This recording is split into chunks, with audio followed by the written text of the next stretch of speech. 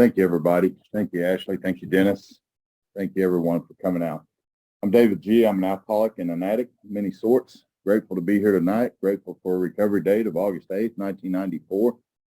Super happy to be here studying Chapter 10, the big book of Alcoholics Anonymous, to the employers. And I feel that since some of us either have or do spend anywhere from 8 to 10 to 12 hours a day in this area of life, we probably need some instructions on how to live if we were to be successful. I don't know about you, but I know that about me. It's very easy for me to get into resentment with my employer. I think that he ought to do what I tell him to do, regardless whether he's my boss or not. That's just the alcoholic in me. And, I just think it would be a whole lot better place if he would do so, and he doesn't always do that. And so we clash, and, self comes to the surface. But the good thing is Step 10 has been a very useful tool for me in this area of life with my employer, with my family, with my wife, with my brothers and sisters in recovery. It has been a lifesaver. It really has been. One of the examples I use whenever I lead a new man through Step 10 is it says, continue to watch for selfishness, dishonesty, resentment, and fear. And for some of us, we add the word lust. That's found on page 84 for anyone who doesn't. And one of the examples I use with all the new guys is, at the end of that, it's asking you to turn your thoughts to someone you can help. Now, my employer, and this was right after he first started, he and I got into a heated argument one day on the phone.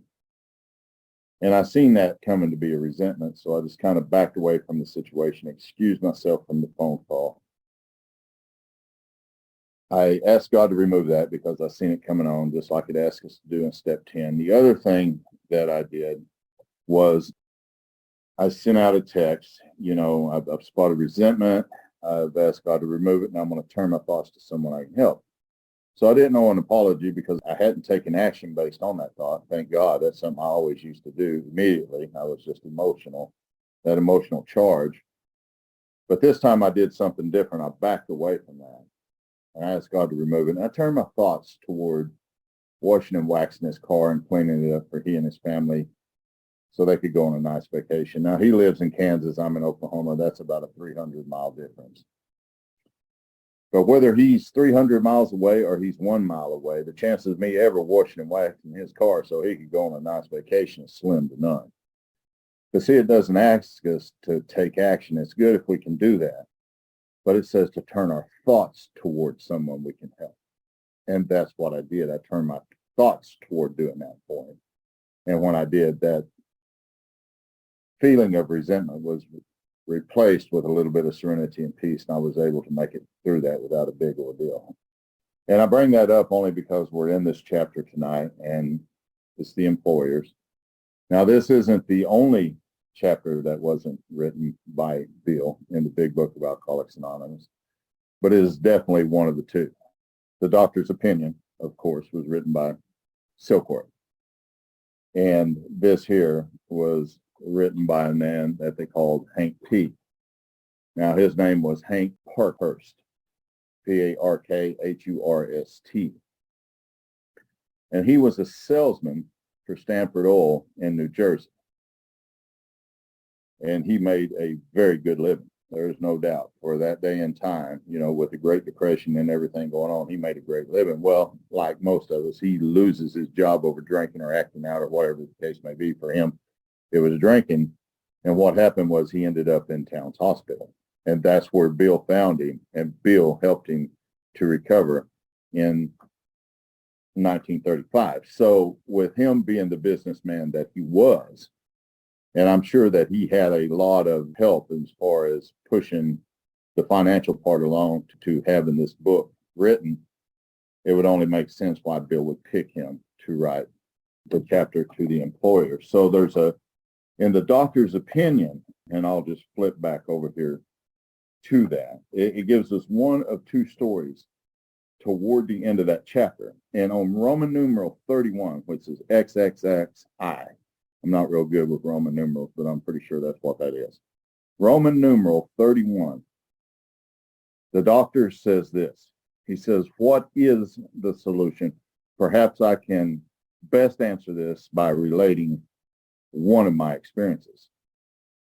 About a year prior to this experience, a man was brought in to be treated from chronic alcoholism. He had but partially recovered from a gastric hemorrhage and seemed to be a case of pathological mental deterioration. He had lost everything worthwhile in life and was only living, one might say, to drink. He frankly admitted and believed for him that there was no hope. I mean, where does a belief like that come from other than self telling us we're doomed, it's over, there'll never be any hope for you? Anyway, it says, following the elimination of alcohol, there was found to be no permanent brain injury. But here's the key. The question at the top, the first 4 words, is what is the solution? This is the solution. He accepted the plan outlined in the book, and that's what many of us have done here. And so this man that they will continue to talk about it, he goes on to say, you know, a year later, he called to see me. I experienced something very strange. I knew him by name and feature, recognized all this, but from a trembling despair and nervous wreck, here was a man that was brimming over with self-contentment and reliance and all that. Well, this was Hank P. This was Hank P. that wrote chapter 10 that the doctor's talking about there. So when we jump into chapter 10, we want to keep that in mind. That's how he was. Now, Hank, like the rest of us, has a lot of self. We're going to see that in this book. For a long time, I wouldn't read chapter 10. I had a resentment against chapter 10. I think chapter 10 ended up on my personal inventory. Resentment's excellent. But I think that the resentment that I had against him is because I was the same way at one point in my life. So let's look closely at this chapter tonight. And we'll see if we can't pull some good things out of here that might not only help us in our work. Many that are here are retired. But it could help us in anything that we do. Once I can get past Hank and the condition in him, then I can begin to see the message that he's trying to relate here. So let's see what he says.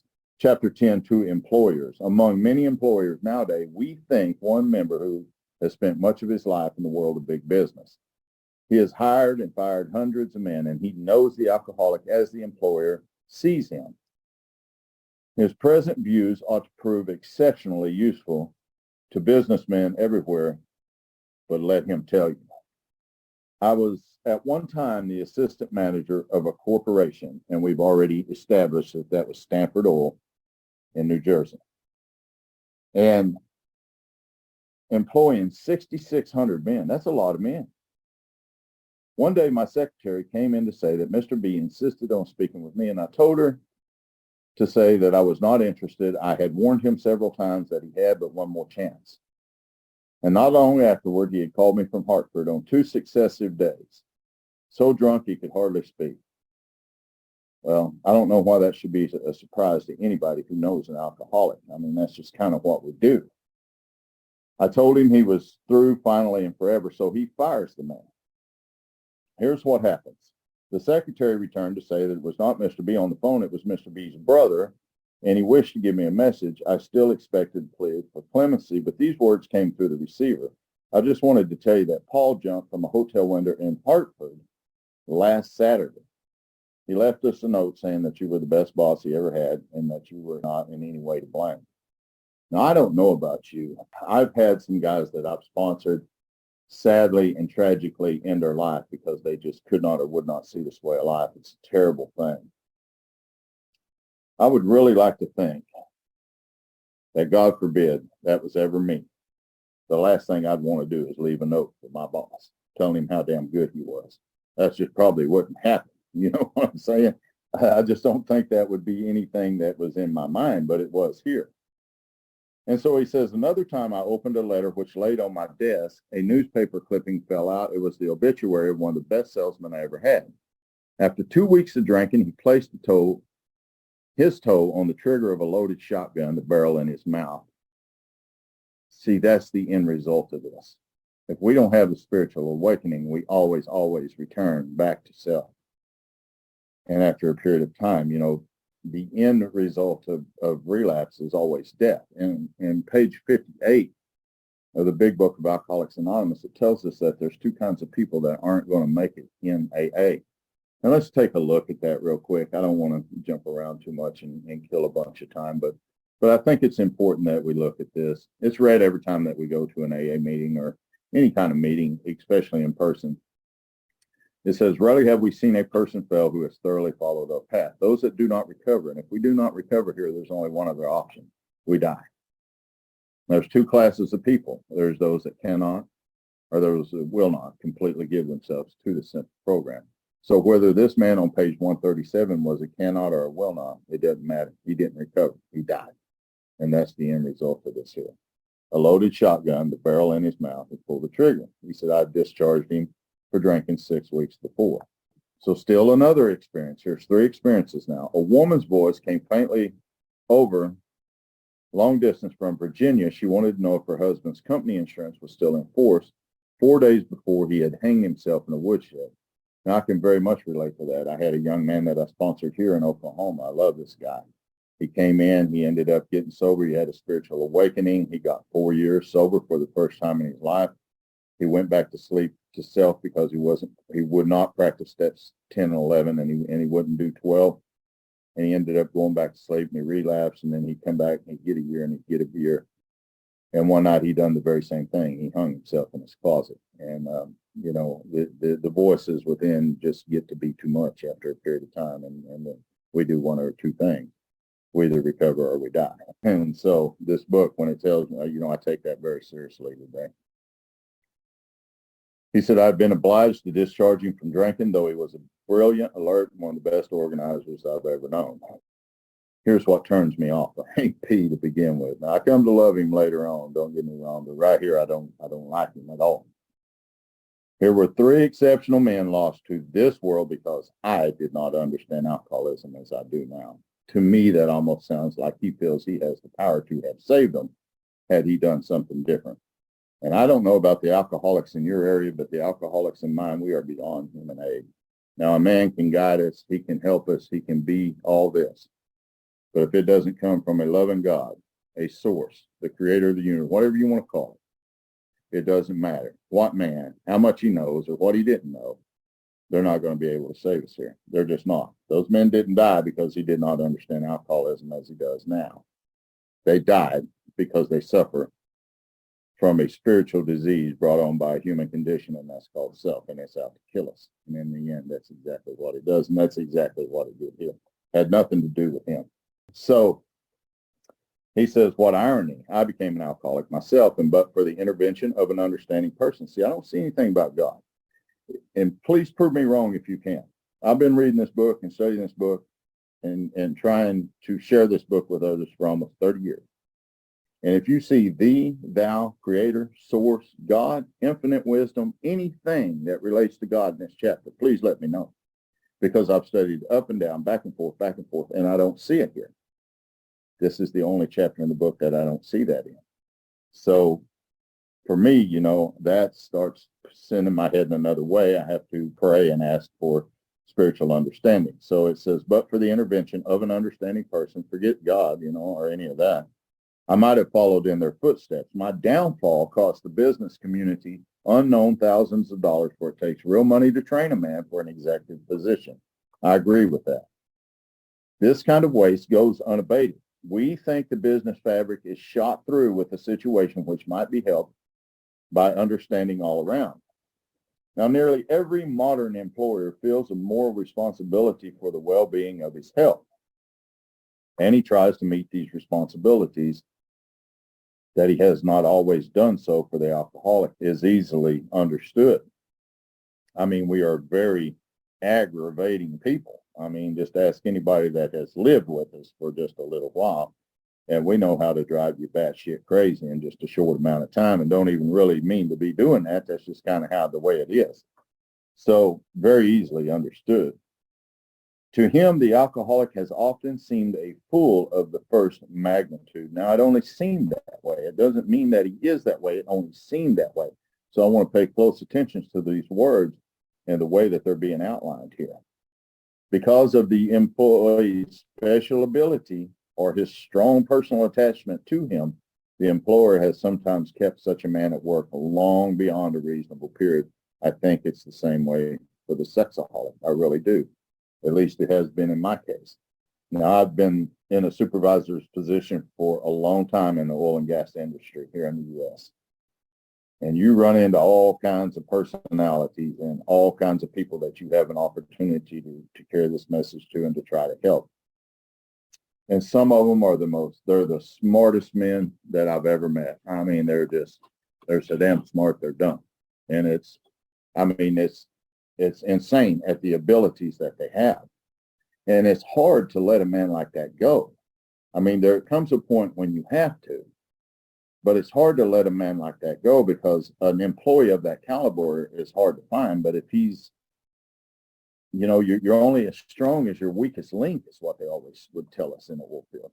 And so if he's the weakest link, until he gets help for his problem, then it doesn't matter how good of a hand he is. I mean, it's worthless. So really the essence of all growth is the willingness to make a change for the better, and then an unremitting willingness to shoulder whatever responsibility this entails. And for us, this entails doing our job and doing what we're called to do.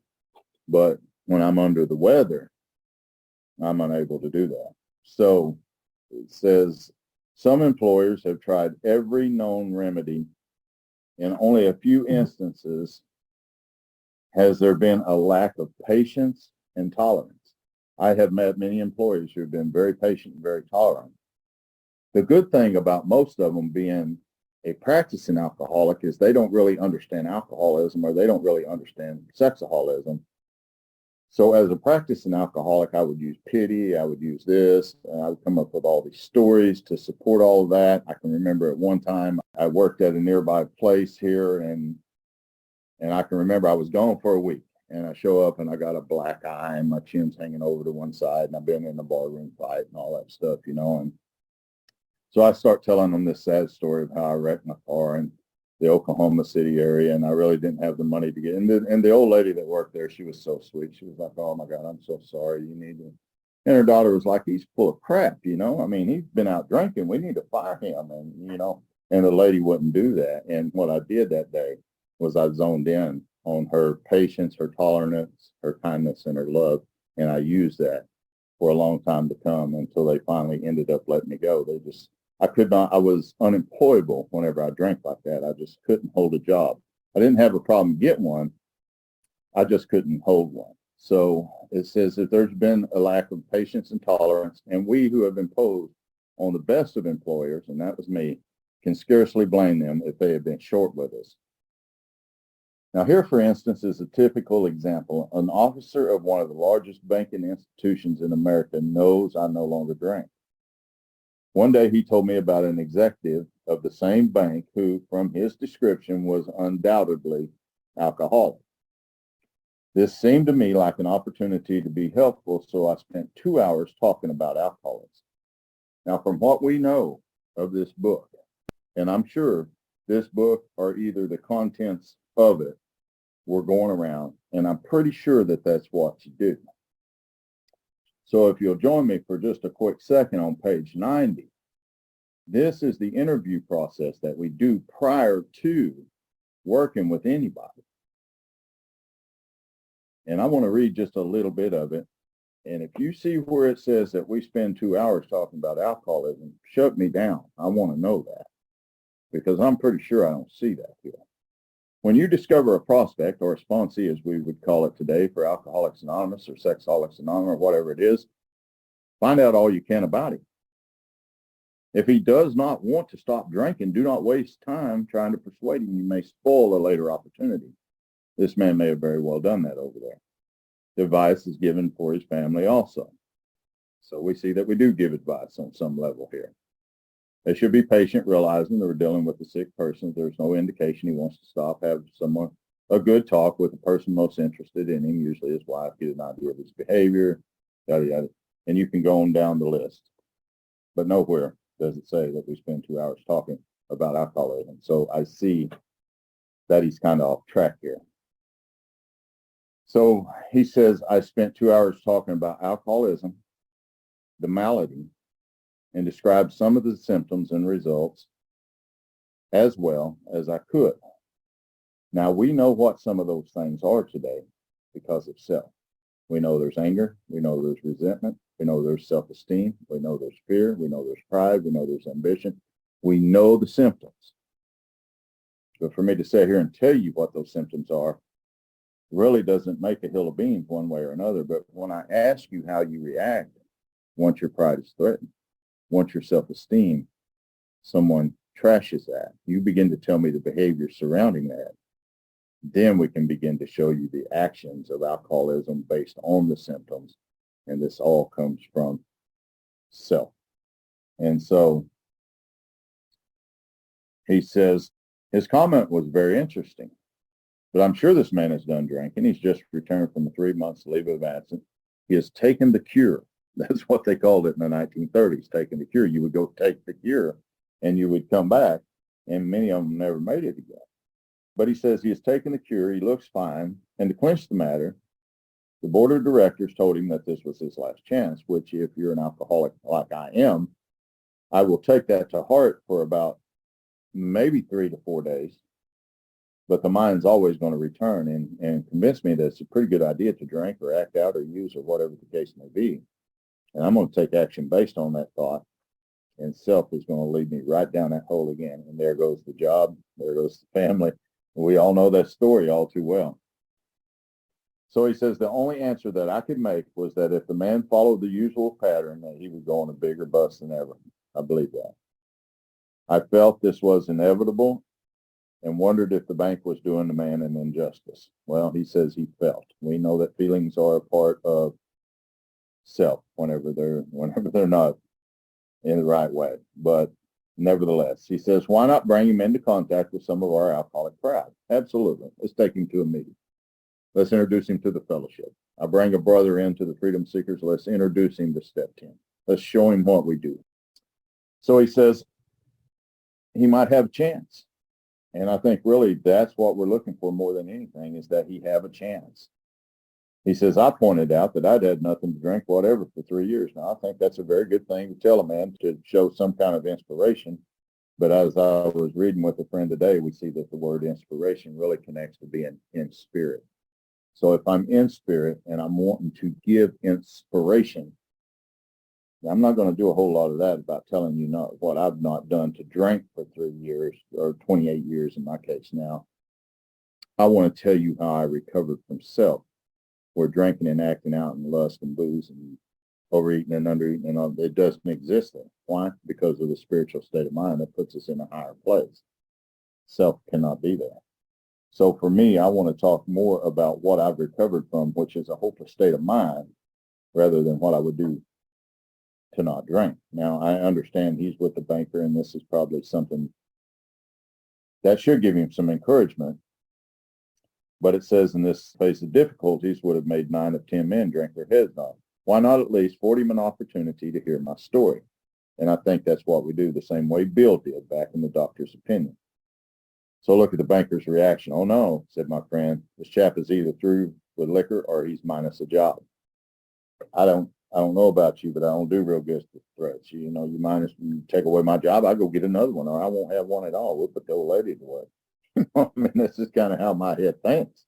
And so if he has your willpower and guts, he will make the grade. And so we see, and there's one thing that comes to mind to me just in reading that, and I'm going to flip over here to this just for a second. On page 20, in the second to the last paragraph at the very bottom of the page, I'll give you just a second to find that, and then we'll pick up right there on page 20, second to the last paragraph, where it says this. Now, these are commonplace observations on drinkers which we hear all the time. At the back of them, talking about the banker and people like him, is a world of ignorance and misunderstanding. We see that these expressions refer to people whose reaction to alcohol, drugs, lust, whatever it may be, are very different from ours. And we see no difference here on page 138.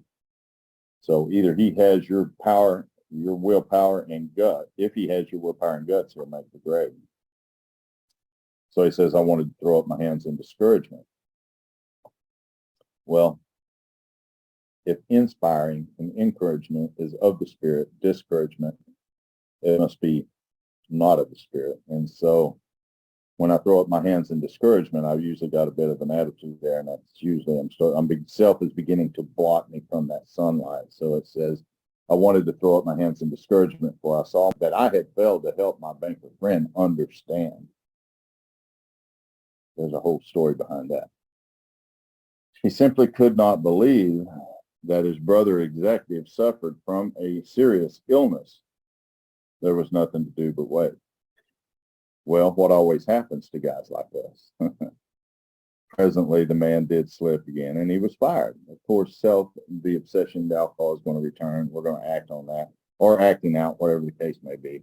We're going to take action based on that, and our reality is always the same. So he's fired. Following his discharge, we contacted him. Without much ado, he accepted the principles and the procedure that had helped us. So we see that the man took actions based on the 12 steps. He had an experience for himself, and hopefully he's recovered. So let's see what it says. He is undoubtedly on the road to recovery. To me, this incident illustrates the lack of understanding as to what really ails the alcoholic, because it's not alcohol. If alcohol is the problem, just don't drink it. There shouldn't be a problem anymore, right? If that's the problem, just don't drink. That shouldn't be a problem. But every time I stop drinking, another problem shows up, and it's highly upset. If acting out is my problem, the only thing I need to do is not act out, right? But every time I stop acting out, resentment, fear, anger, worry, distress, I mean, the list goes on and on and on. Hell has many mansions too. So, but what really ails the alcoholic is self. Selfish and self-centeredness, page 62 says, that's the root of our trouble. Not alcohol, not drugs, not lust, not overeating, undereating, not any of that stuff. Debting, gambling. Selfish self-centeredness driven by fear. So this is what really ails the alcoholic and addict, and the lack of knowledge as to what our part employers might profitably take in salvaging their sick employees. Now, if you desire to help, it might be well to disregard your own drinking or lack of it. Whether you're a hard drinker, moderate drinker, or a teetotaler, we've seen all those back on page 20 and 21. You may have some pretty strong opinions, perhaps prejudice. Those who drink moderately may be more annoyed with the alcoholic than the total abstainer would be. If you've ever been around an alcoholic in his cups when he's drunk and acting stupid and crazy, that's an experience that you won't forget. It's very easy to become annoyed with us. Very easy. He says, drinking occasionally and understanding your own reaction, it is possible for you to become quite sure of many things. I can only do this if I've had a spiritual awakening. That's the only way it's going to be possible for me to become quite sure of many things. And that's the only way that I'm going to be able to understand my reactions. Because, see, that's the problem. I react, I don't respond. And the third column in resentment inventory shows me this, because whenever I begin to look at self-esteem and pride and all these things have been hurt, threatened, injured, or interfered with, I'm going to ask myself this question. What do I do when my pride is affected? Well, for me, I usually attack, I bully, sometimes I'll isolate, I'll go into depression, I will eat more, I will do this, I will take a little something in the form of a pill to ease my pain, whatever may be coming up. I need to look at my behavior surrounding these things, and then I can come back and answer this question as to what my response to this stuff, or my reaction to this stuff is. So it says, drinking occasionally and understanding your own reactions is possible for you to become quite sure of many things, so far as the alcoholic is concerned, are not always so. Now, as a moderate drinker, which I don't relate to, but I know some on here that are, you can take liquor or you can leave it alone. Remember, that was the one thing it talked about back over on page 20. You know, we can either take it or leave it alone. But look at that in another way. Turn that sentence around and look at it this. Hell, I can't take it or leave it alone. Either one. And that's the same way with lust. That's the same way with any other thing. that triggers a phenomenon of craving on the inside of me that demands more of the same. I can't take it or leave it alone. But as a moderate, you can. There's some people on here that are not alcoholics, but they're sex addicts. So they can't understand what it is about taking a drink. And not, they're able to put it away and stop. Well, there are others on here that are alcoholics that aren't sex addicts, and they can absolutely understand about that, but they can't understand the phenomenon of craving when it comes to lust, because they don't understand that for some of us, that produces a craving which demands more of the same, and we're on the internet or whatever it is we do to satisfy that urge. So this thing is very deep, but it is very rewarding to get on the other side of this and to be able to look back and see the solution here, see God at work. So it says, so far as the alcoholic's concerned, are not always so. As a moderate drinker, you can take liquor or leave it alone whenever you want to. You control your drinking or acting out or lusting or whatever that may be. For me, that would be a question. Can I do that? If I was reading this chapter, just studying it alone, that would be a question. Can I do that with whatever my ailment, my illness is? And if I can't have control over it, then it probably means that I've lost the power to choose and control, like it talks about in chapter 3. So of an evening, you can go on a mall bender, get up in the morning, shake your head, and go to your business. To you, liquor is no real problem. You cannot see why it should be to anyone else. I can't see that. I can't see certain things that other people suffer from. It says, save the spineless and stupid. When dealing with an alcoholic, there may be a natural annoyance that man can be so weak, stupid, and irresponsible. Even when you understand the malady better, you may feel this feeling arising. Even after I've been sober for a long time, I was sitting in an AA meeting one time, and there was a guy came in, and man, he was bad. He was a chronic alcoholic. I just love this dude. He was a great dude, and he came in, and he was drunk, like always, and he was just having a good time. And one of the older members that was a woman was sitting there, and she said, look at this guy. Look at him. Just look at him, David. She said the doctor told him if he ever drank again, he was going to die. And look at him. He's drunk as hell. And I remember in this book, it talks about that. And I think all of that centers back around where we were at over there on page 20 and 21. It says, moderate drinkers have bottom of 20, little trouble in giving it up. If they have a good reason for it, they can take it or leave it alone. You have a certain type of hard drinker, he may have the habit badly enough to gradually impair him mentally and physically, cause him to die a few years before his time. But really what we see with those people, even guys that have drank for a good amount of years, and you would swear up and down they were alcoholic, and all of a sudden they get sober and they go on and live life. They really didn't have the allergy the way that some of us do. The obsession of the mind was there, but the allergy was not there, so the body didn't kill them, making them continue to do that over and over. Some of us can relate to that in other areas of life, with lust and acting out and overeating and undereating and whatever it may be. So let's go to the bottom paragraph of 139. When dealing with an alcoholic, there may be a natural annoyance. We've already read this. To a man can be so weak, stupid, irresponsible. Even when you understand the malady better, you may feel this feeling arise.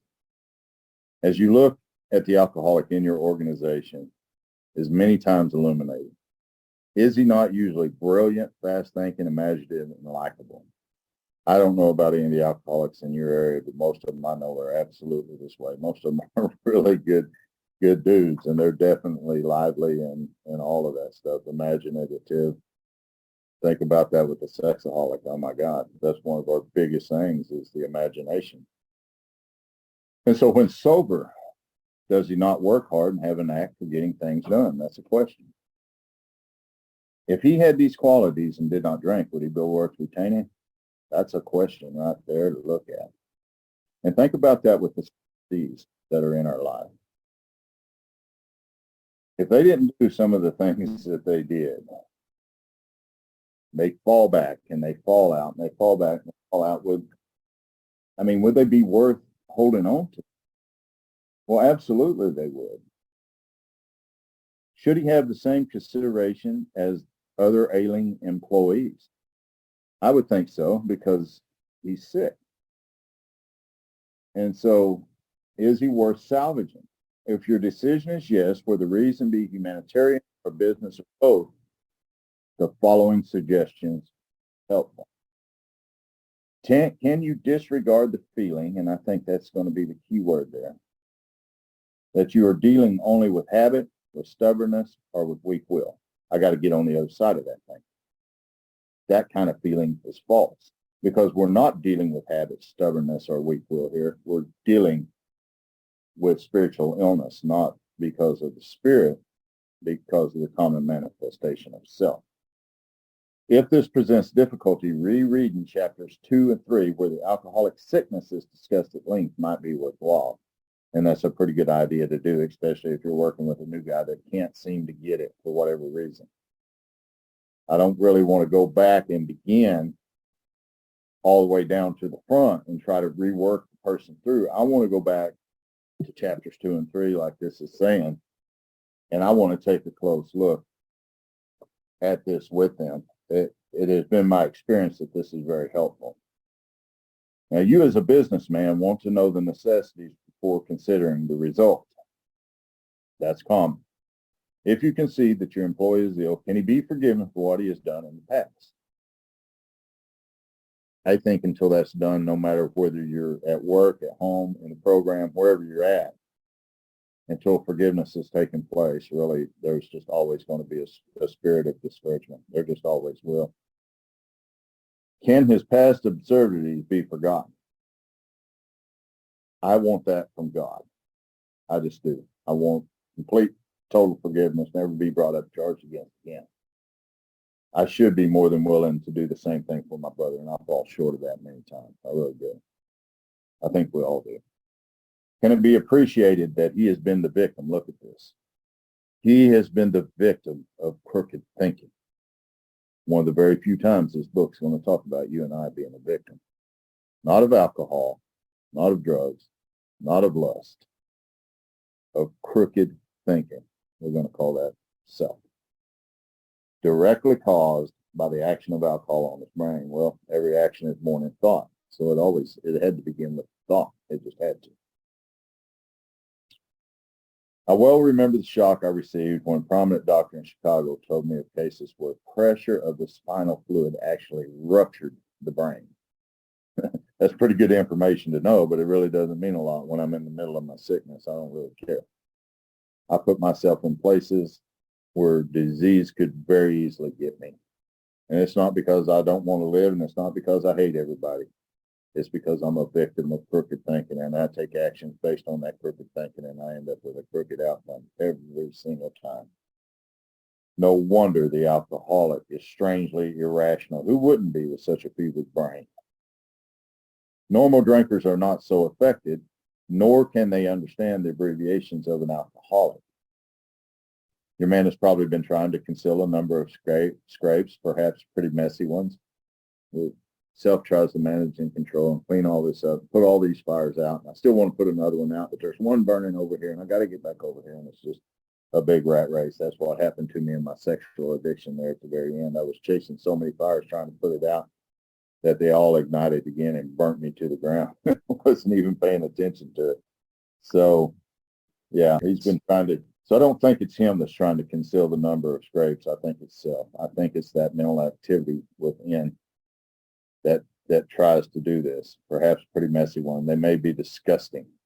You may be at a loss to understand how much a seemingly above-board chap could be so involved, but these scrapes can generally be charged, no matter how bad, to an abnormal action of alcohol in his mind. But for guys like me, when you take alcohol out of the body and don't do anything with the mind, then the ideas are going to come back at some point. I said in meeting after meeting after meeting, and for some reason I don't seem to be getting better. I seem to be getting worse. And I'm trying to work the steps, and I'm trying to go through the process, and I'm falling back, and I'm relapsing. I can't get out of relapse. And it's like, what the hell is wrong with me? Why? I mean, I'm doomed. I mean, my mind tells me you're doomed. No one ever said, David, let me show you steps 10 and 11, and we're going to begin right there. I want you to start watching for these things on a daily basis every day. And I want you to get a hold of me when these things pop up in your mind. And if you've hurt somebody, I want you to apologize. And I want you to turn your thoughts. Every time something comes up, turn your thoughts to someone you would help. No one ever told me about any of that. And so I'm sitting in meeting after meeting. I'm going through the book in the process, and I'm not getting any better. So my natural thought absolutely becomes, from self, program doesn't work. There's no point in me even being here. And I go out and just try to kill myself with whatever it is I'm doing. And it's just, it's very disturbing. So when drinking or getting over about an alcoholic, sometimes the model of honesty when he's normal. Well, I don't know about this man or any other man. That's not my case. I become as dishonest sober as I do drunk without this spiritual solution called an awakening. Afterwards, his revulsion will be terrible. Nearly always these antics indicate nothing more than temporary condition. There's a promise.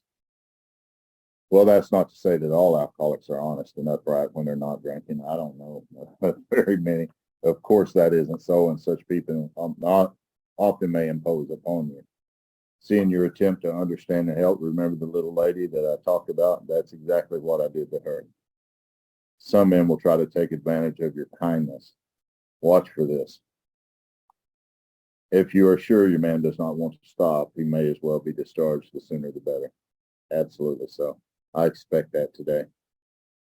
You're not doing him any favors by keeping him on. Firing such an individual may prove to be a blessing for him. Why? Because it may drive me to hit the bottom quicker. It may be just the jolt he needs. I know in my particular case that nothing my company could have done would have stopped me for so long as I was able to hold my position. I could not possibly realize how serious my situation was.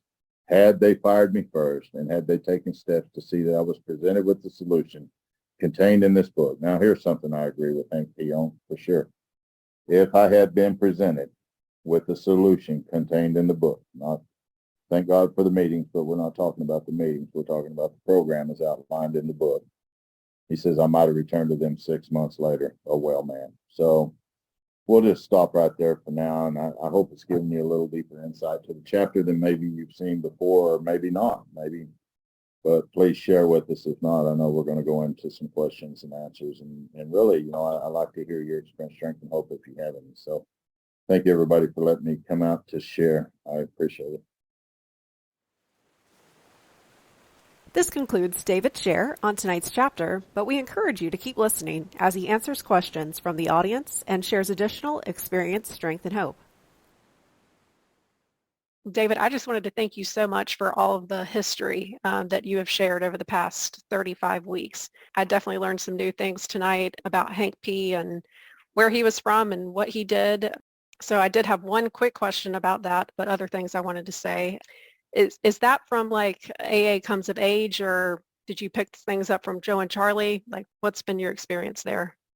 Well, absolutely. I had a wealth of knowledge and understanding and an informational library in Charlie, and I used that quite often. So a lot of the things that I will share was things that he shared with me, but like, any alcoholic, drunk, or sober, I just didn't only take his word for it. I looked at that very closely. So AA Comes of Age, the language of the heart, all of these books, whenever you get into them later on and you begin to read and study, it really starts to back up and support the things that we're talking about here. So AA Comes of Age is a big one for the history. And so I encourage anybody, to take a good look at that book because it definitely backs up everything here. But yes, from Charlie and then checking it out on my own as well. That's how I found out, who he was. I knew for a long time who he was, but I really didn't even know that his last name was Parkhurst.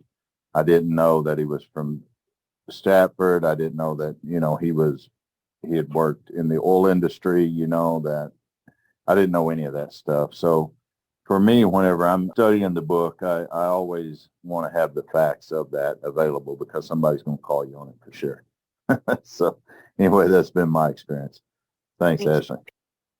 I did have just quickly wanted to share on my own experience with this.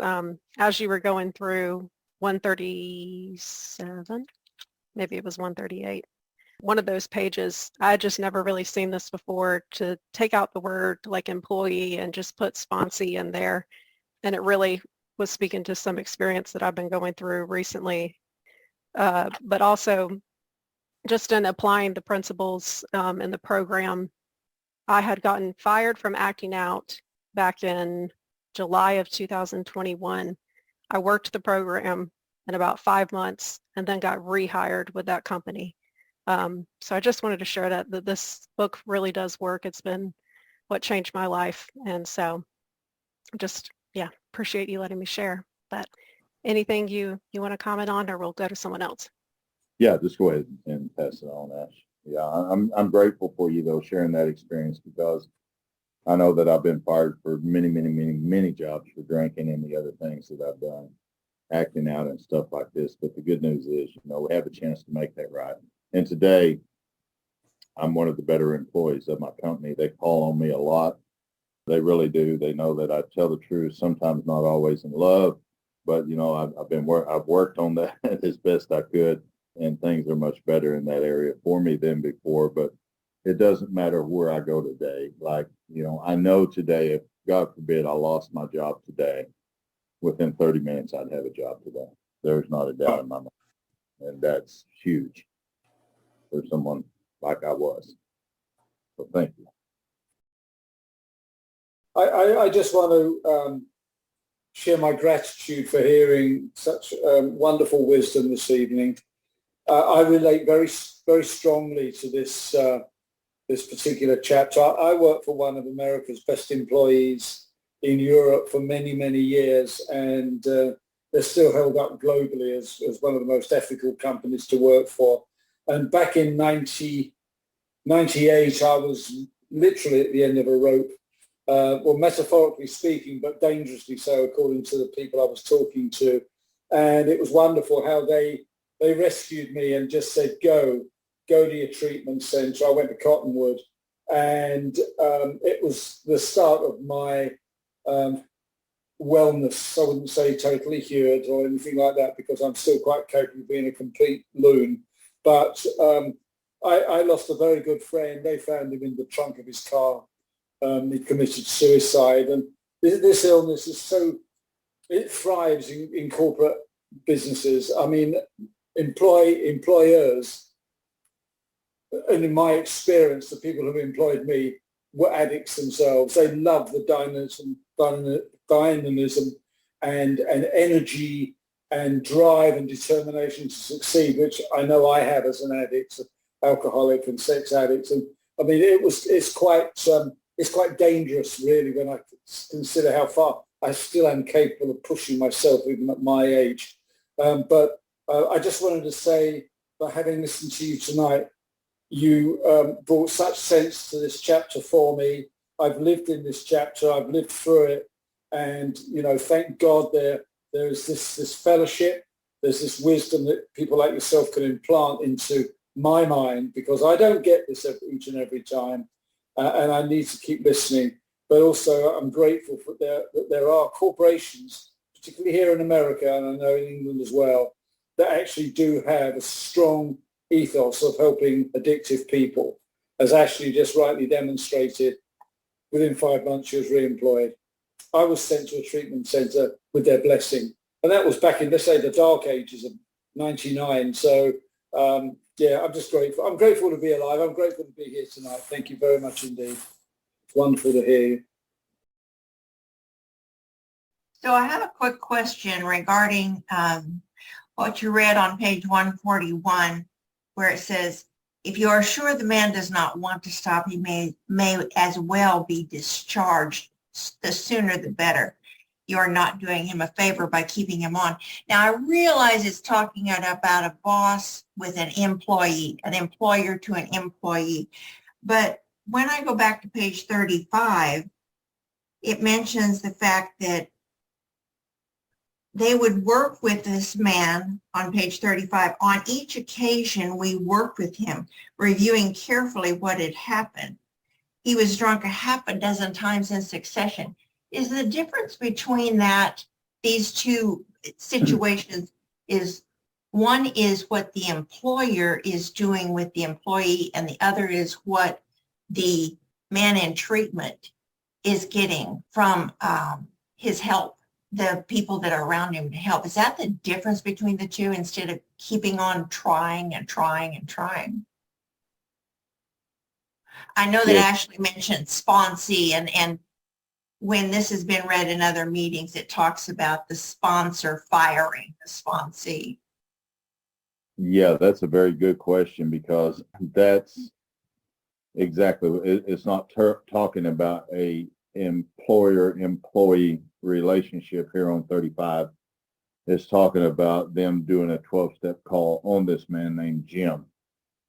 I love this story, and I love what you read. On each of these occasions we worked with him. That's wonderful. You don't really find that a whole lot in our fellowship today. I'm even guilty of that myself, not carrying on and on and on with people, reviewing carefully what had happened. So yeah, absolutely. It's talking about two different things here. The employer, not being an alcoholic, probably isn't going to continue to do that over and over and over, especially if you're losing money and business for my company. I mean, I've got no other choice but then to let you go. Now, if that's me one-on-one working with a person, absolutely, I want to take and try as much time as I can to help him get sober and continue to stay that way. So yeah, it's absolutely two different situations.